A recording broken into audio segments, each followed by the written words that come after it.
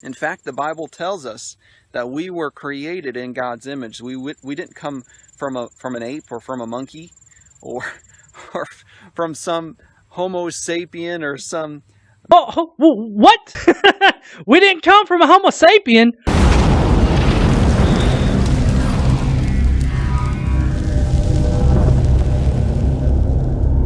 Well, hello, heathens. This guy, I mean, he's got a shit-eating grin to start off with. Now, granted, I have a shit-eating grin at times. I'm sure that I'll have a shit-eating grin here in just a few minutes. Let's just give him the slight benefit of the doubt at first. Let's just not automatically assume that he's an idiot, even though this is titled Proof God Exists. This is Adam Waller here. I wanted to just show you the magnificence of this day.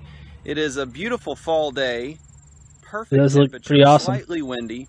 You look around me, the leaves are starting to turn. You see that orange-ish type tree back there? The leaves are turning colors. They're starting to fall. I'm assuming God did that. He specifically zapped that tree and made it turn all brownish and stuff and beautiful. Obviously, God did that, right? See the evergreens right behind me. Just a magnificent, beautiful day. And I wanted to tell you that the heavens are telling of the glory of God. The heavens are telling, unless God paid one of those skywriters to like go up there and be like God was here, I don't think that really God's doing anything. Of course, he doesn't really have to use the skywriter, does he? No, all God has to do is literally write in clouds in the sky, hey, I'm here, guys. Quit doing stupid shit. That's it. Stop killing people, too. P.S. I don't hate the gays. Be nice to the gays. That is all. You know, so many people are atheists out there, and they believe in evolution. Holy shit, they believe in it. Can you believe it? They believe in evolution. Not one bit. We believe in evolution? Holy fuck. Actually, I don't believe in evolution. I accept it for the fact that it is. I mean, if you believe in evolution, you're using terms incorrectly. You accept evolution as a fact. We were all just we all just happened. There was a chaos, and then it turned into order somehow. So let me get this straight. You basically think this happened. Smoke weed every day.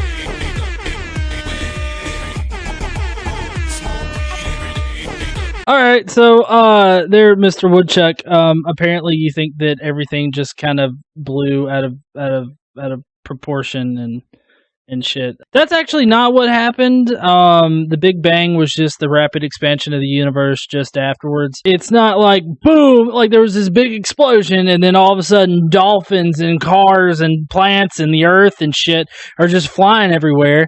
It's not like, that's not how any of this works. There's an actual process behind it. Shit just doesn't pop in out of nowhere, like that. Although, ironically, and I pointed this out before, Christians actually say exactly that everything popped into existence because some guy up in the sky said abracadabra and then wanted to play house for eternity, and everything just went fuckered. And for shits and giggles, he made everybody fuck each other's sisters and brothers and daughters and moms and shit. I mean, that's what we do on a Friday night here down in Alabama. Some way there's a Big Bang. And that's how atheists come to grips with the beauty of creation and the order of life around. Okay, no, it's not. For clarification's sake, okay? Atheists only just don't buy into the bullshit of a god. Any description of a god that we have now, we do not buy into that bullshit. All of your gods are false. We're not saying that a god definitely doesn't exist. As far as the atheist label goes, we're saying that we don't believe it. Now, if you want to start talking about knowledge, me personally, I'm agnostic. I'm an agnostic atheist. That means that I don't know that God exists or not, but I choose not to believe in a God. But there are also, and some of you guys out there may be this, Gnostic atheists. Those are ones that definitely believe that God cannot absolutely exist. Like, there's no way God can exist. A little bit of a caveat here. You can be Gnostic about certain gods. Like, for instance, I'm a Gnostic atheist when it comes to Yahweh or Zeus or Poseidon or Thor. Like, I'm Gnostic about those because I know they don't exist. Like, all the definitions of gods that we have now, I don't believe in. So take that for what you will. I mean, it's just ludicrous, not scientific. Oh, okay, and just to specify for Cody in there, the FSM, he is definitely real. You do not need to even kind of question that. Don't question the existence of the FSM, okay? There's no scientific proof that any order has ever come out of chaos. The fact that we are here right now, kind of is. I mean, it happened once, you know. And yet, we see the order all around us. Creation is proof. If you need proof that there is a God, look around you. Okay, so this somebody said name your fallacy kind of game, and if you're taking shots, now's the time to take a shot because this is the argument from design. Basically, this beautiful world is so beautiful and it's so complex. It has to be designed by an intelligent creator, and you cannot here's a big difference. Okay. The argument from design is really just a dressed up version of a equivocation fallacy, because you cannot equate the microscopicness, I guess, of the Earth, like the size of the Earth and whatnot, to the vastness of the universe. That you cannot compare the two. But if you need another reason, we have natural processes that we know about that can explain how we got to this point, and how the Earth formed, how plants and animals came to be, how we came to be. We have natural processes in the natural world that explain why all of this has happened. That's another good argument against it. So you can either call false equivocation, or we have natural processes to explain everything. Please try again. Creation is proof there is a creator. Just like my car over there, or that lamppost, there was a mechanic who built that car. There was someone who placed that lamppost there. It didn't just happen over millions of years. And yet, people, they look at creation and say, well, all this order and this beauty, it just happened. It just happened, right? Just absolutely insane. And it's just the heavens are telling of the glory of God. You know, creation is proof there is a creator. And the Bible explains who that creator is. Oh, the Bible! If you're taking shots for fallacies, here's another one. This is definitely appeal to authority. Thank you very much. This is appeal to authority. He's claiming that the Bible is some kind of authority, and that the Bible gives you the answer, so therefore you've got to trust the Bible. The Bible is the authority. There's no way that it can be wrong. So this would be an appeal to authority. Me, personally, if I was in this situation talking to him face to face, I'd be like, you're going to need to try again, because appeal to authority isn't all that convincing. Like, you know, for instance, before germ theory was a thing, most people didn't know about germs. They would have disagreed with this idea of microscopic organisms that were fucking with your immune system. They would have disagreed with that, and you would have been wrong. And if you appealed to that authority, then, we would not have germ theory, basically.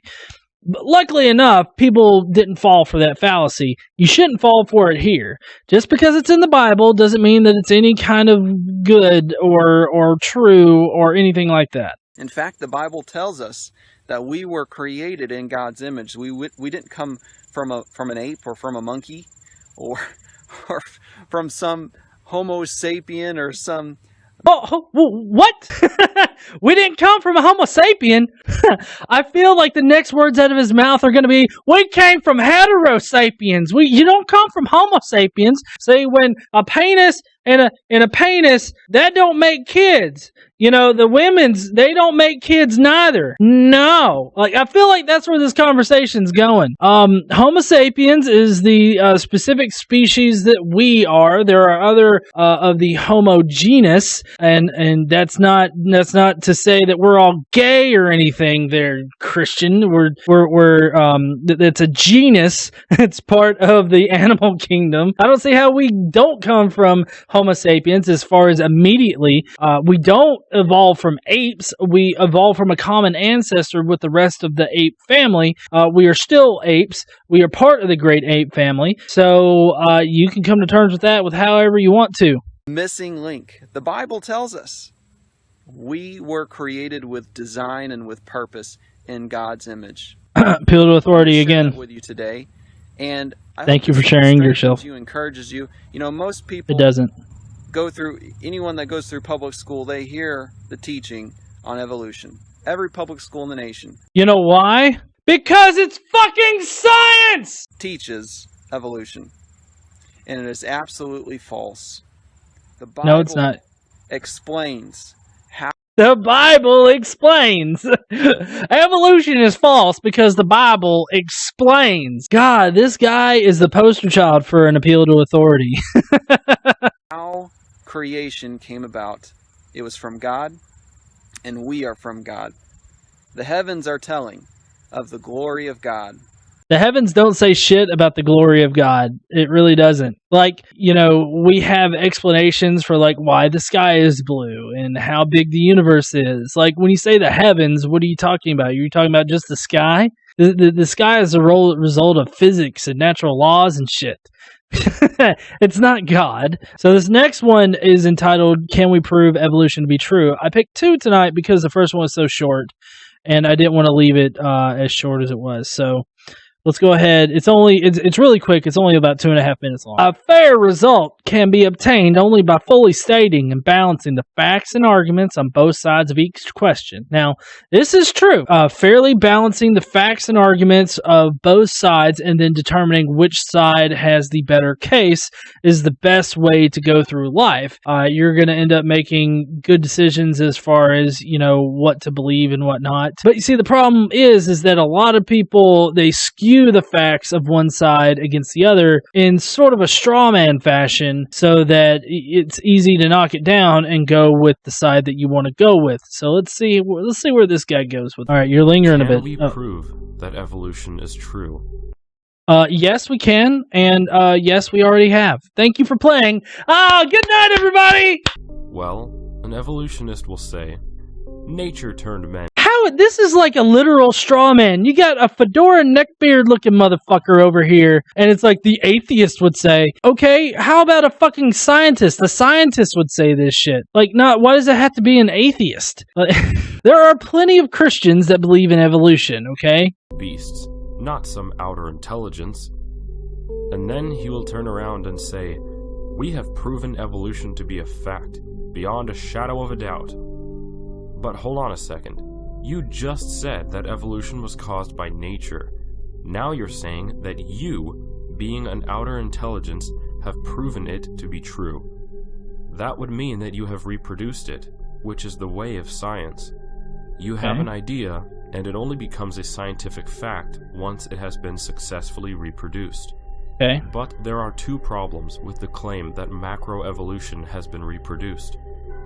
One, the theory of evolution claims that no outer intelligence was involved, and so a human, being a force apart from nature, having reproduced evolution, would actually support the case for creationism, because your evolution project was created by you instead of by nature. Okay, before we actually tackle what is right there on the right there, I would actually like to look at the evolution deniers should be arrested and shot in the name of science.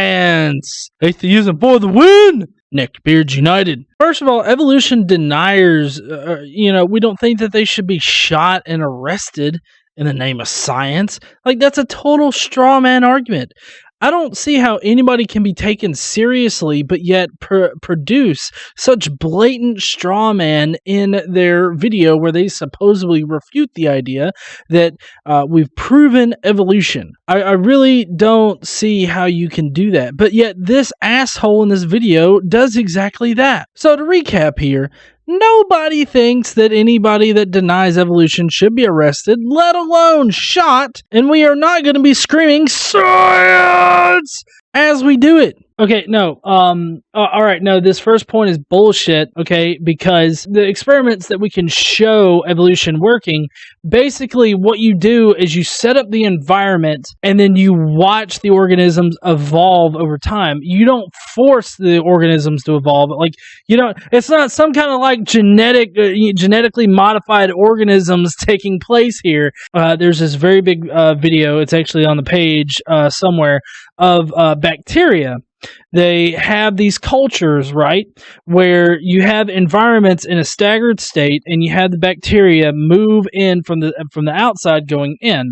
Okay? And once it gets to a barrier, right, where there's this new enzyme that kills the bacteria, you can see the bacteria evolve new traits in order to survive in that environment, and it keeps going inward and inward and inward, right? We can see evolution taking place in that particular instance. And we have these small-scale experiments to showcase what nature does when it encounters adversity. That's what we do. All we do is set up an environment that actually shows what nature does. It's not like we're going in there and we've got an apple on one end of the table and we knock it to the other end of the table and it comes out a fucking dragon or some shit, okay? And the second problem is this. No one has reproduced evolution. Okay, that's bullshit, because I just said that there are multiple experiments where we show evolution happening, so... If they had, then there would be a zoo full of hybrid species where the public would be able to observe them for themselves and not just trust the public school textbooks on biology. That's a bullshit non sequitur. We wouldn't have zoos full of GMO animals. Depending on where you define GMO, dogs are genetically modified. I mean, we fucked with their genes. The precursor to modern genetic modification is artificial selection. What he's setting up here is a straw man, because he's saying, well, if evolution was proved to be true, we would have a fucking zoo full of alligator triceratopses and fucking crocoducks walking around chanting Kirk Cameron, and we would have I guess ostriches mixed with cat faces or something. I mean, this is really ridiculous. You're starting to sound like the island of Dr. Monroe rather than a fucking science reality kind of situation. So yeah, bullshit.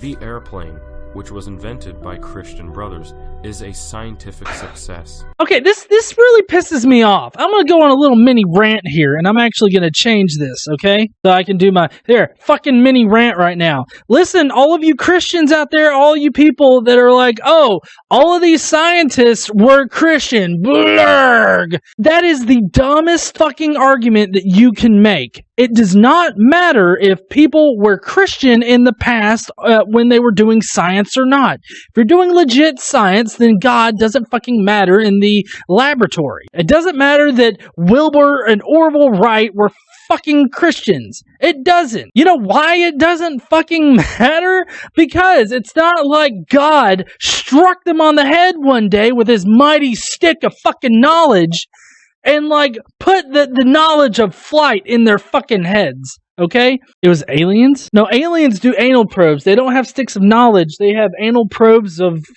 sodomy. Oh, Illuminati. I got it. But, okay, listen. Seriously, though, it doesn't, like, if you just transport yourself back to the time period when, like, the scientific revolution happened and all that. If you go back then, you would be hard-pressed to find, like, an atheist in modern society, or these godless people. You'd be hard-pressed to find anybody that was an atheist. So it doesn't really matter if they were a Christian or not, unless they're trying to prove how plants can fucking exist in darkness, because they apparently did that for one 24-hour day, according to Ken Ham.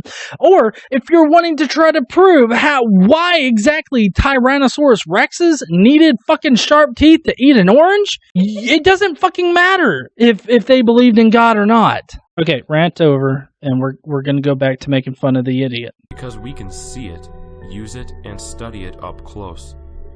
Evolution is not a scientific success because we have never witnessed one species randomly and naturally mutating into another completely different species with that's not how any fucking science or anything works in this reality, okay? It happens over millions of years. You're literally, which is kind of funny, if you go back and watch the Bill Nye versus Ken Ham debate, Bill Nye points out that in order, like after the Ark was a thing, it would have literally had to have been like animals were pooping out other species at a rate of 11 species a day. You're gonna sit there and criticize me for having a scientific explanation for how a Tyrannosaurus Rex would have turned into a fucking buzzard, or however that fucking works. I know velociraptors, that their descendants are birds and whatnot. We have scientific explanations for that. You're gonna sit there and criticize me for having that when you quite literally, the only explanation that you have for the diversity of life is that fucking animals shit different species out at a rate of 11 new species a day after the Ark was a thing, which it wasn't a fucking thing in the first place. I find it very funny that these people will regularly turn the tables on you and like say, oh no, you think that blah, blah, blah, blah, blah. It's like, no, Poindexter. It's actually you are saying that. Please just listen to yourself when you talk. There was a wizard at the beginning of the universe and he went abracadabra and then he made everything out of literally nothing. Okay, well I have this scientific experiment. God! Like that's how I feel these fucking arguments are turning into. Entirely new behavior, a new set of instinctive traits, and a whole new bone structure. And so the answer is no. We cannot prove that macroevolution is true. Yes, we can. We already have. There's video evidence of it. There are scientific experiments that you can get for a high school classroom. Okay, I have perfectly explained evolution to my son, and he understands it just fine. He's 6 years old. Only nature can. And so far, nature is being pretty stubborn, isn't it?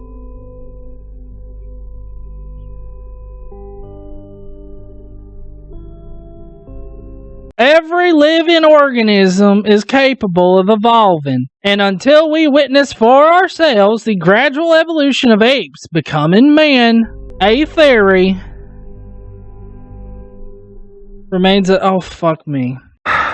Okay, no, you obviously don't know what a scientific theory is, fucking whatever your name is. Scientific theories are rigorously tested, and they allow themselves the ability to change. That's actually a positive fucking thing. Because you don't know what a theory is doesn't make it any less of a fucking fact. We don't need to witness the gradual evolution of apes becoming men because we have transitional fossils. Even though you want to say that we don't. We fucking do. There are multiple different species within the Homo genus itself that we can see the gradual evolution of it.